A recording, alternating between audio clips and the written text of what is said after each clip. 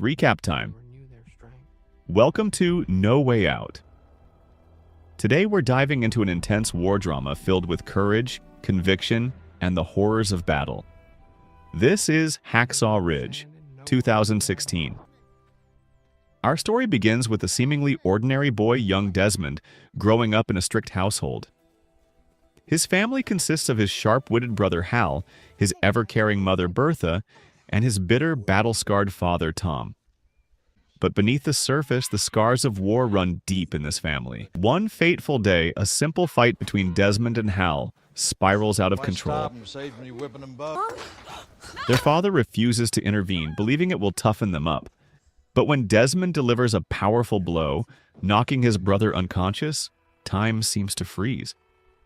Staring at his own hands that inflicted harm, Desmond is struck by a chilling realization. Violence is not his path. From this moment on, he swears to never hurt another soul. This vow, fueled by his unshakable faith, becomes the core of his being. Tom, stop. What's that gonna teach you? 15 years later, Desmond, now a young man, Especially in this place. is fixing a church window when a violent accident unfolds before his eyes. Without hesitation, he rushes in, using his belt to slow a man's bleeding. He doesn't think, he just acts. The injured man is rushed to the hospital, and there, What do we got here?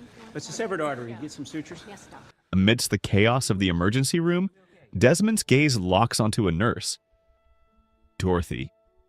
She's radiant, confident, and completely unaware of the love story about to unfold. In a bold yet endearing move, Desmond donates his blood, just to get close to her. Army physical's that way. This is for giving blood. And the very next day, he's back, flashing a grin. You ever given blood before? Yes, ma'am, I have. Dorothy can't help but be charmed by his persistence. Their love story begins slow and steady until Desmond, nervous but eager, Well, it don't work like that. but the spark between them is undeniable, just as happiness finds its way into Desmond's life. An ominous storm brews. His brother Hal returns home, dressed in an army uniform. The war is calling, and Hal is answering. Their father, usually hardened and unreadable, is suddenly shattered. Looks like a movie star. Memories of bloodshed resurface, breaking the man who once stood unshaken. But Desmond's journey is only beginning, and soon he will face a war unlike any other, armed with nothing but his conviction. Get out of my sight.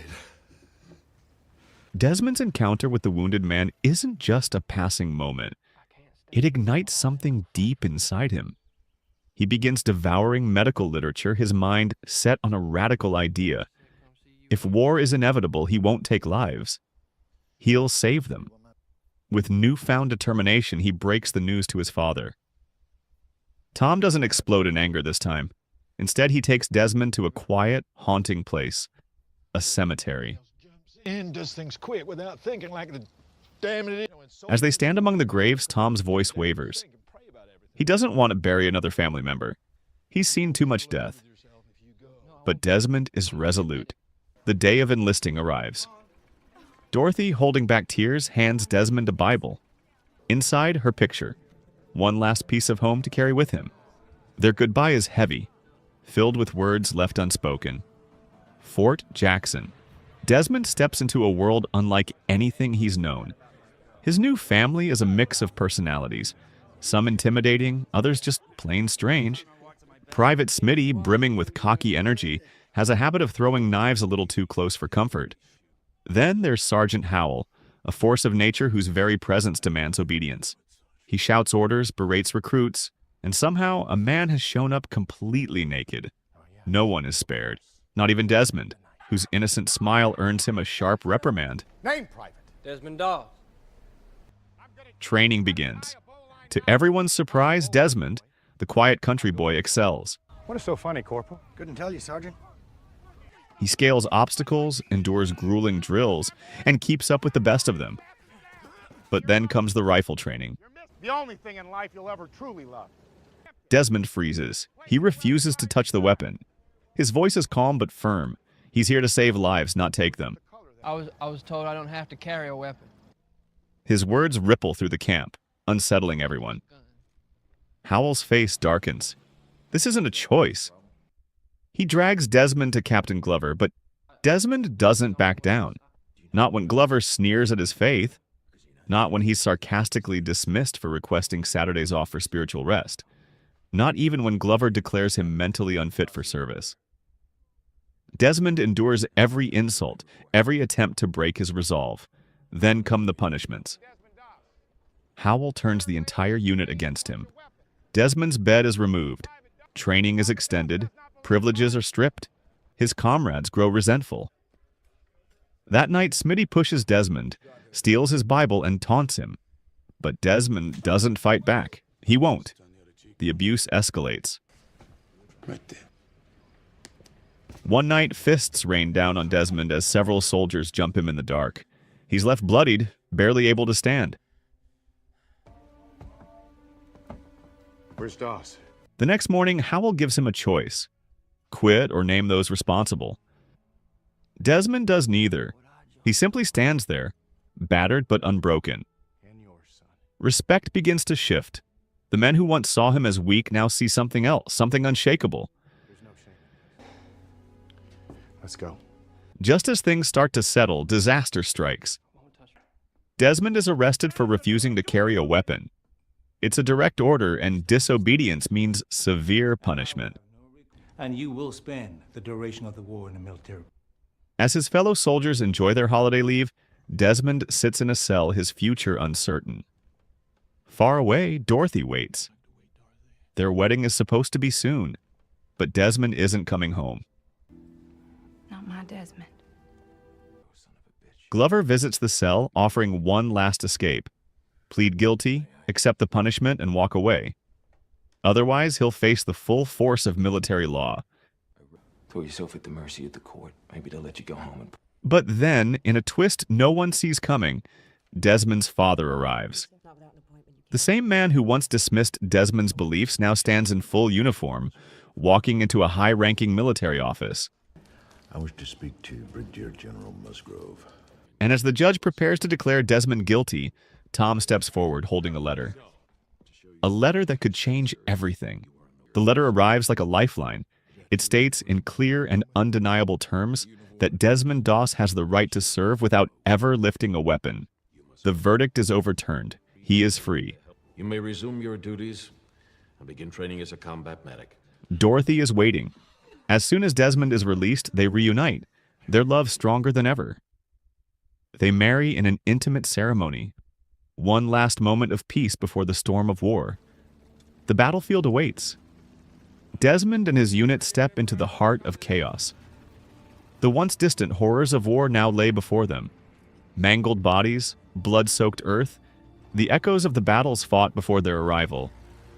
There is no time to process, no time to grieve. The enemy is near. Among the chaos, Desmond meets fellow medics, hardened by war.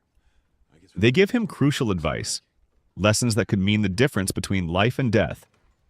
But no words can prepare him for what lies ahead. Here, I got you a new helmet. The mission is clear. Take Hacksaw Ridge, a towering fortress of rock and carnage held by an enemy that will not surrender. They climb. As soon as they reach the top, hell is unleashed. Bullets tear through the air, soldiers drop like flies, and the battlefield becomes a slaughterhouse. Yet, in the midst of the carnage, Desmond moves without hesitation, patching wounds, dragging men to safety. Smitty, once his biggest skeptic, becomes his shield, covering him as he pulls the wounded from the brink of death. Desmond saves several men refusing to stop. Night falls, but Desmond's mission isn't over. The men seek shelter in a trench, exhausted. Some more wounded out there, Sergeant. I'll go with him. Desmond, however, isn't done. He pleads to go back out, to save the ones still left behind. Sergeant Howell warns him of the dangers, but his mind is set. Smitty steps forward. I'll cover him. This unlikely duo, once at odds, now fights side by side. As they navigate the darkness, Smitty begins to see Desmond in a new light. The man he once mocked is braver than most. For the first time, He acknowledges it. As they wait, Desmond reveals his past, his father's abuse, the violent night that shaped his decision to never pick up a gun. Smitty listens, the weight of the story settling deep. Dawn arrives, and with it, devastation. The enemy launches a brutal counterattack, catching them off guard. Bullets rip through the unit. Howell orders a retreat. Desmond scrambles, looking for Smitty, only to watch him fall. His body goes cold, his mind numb. But as the men retreat down the ridge, he hears something. Faint cries. The wounded, left behind. He makes his decision. He stays. One by one, he pulls the injured from the battlefield, lowering them down the ridge with nothing but a rope and sheer will. Each time, whispering to himself, "Just one more.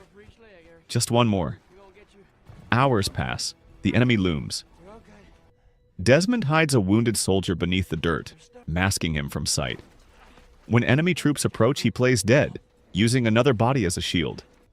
Then, an unexpected moment. He stumbles upon an enemy soldier. Instead of finishing him, Desmond does what no one else would. He helps him.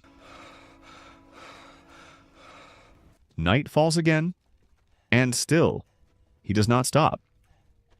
Then a familiar voice. Sergeant Howell, wounded, hiding behind a rock.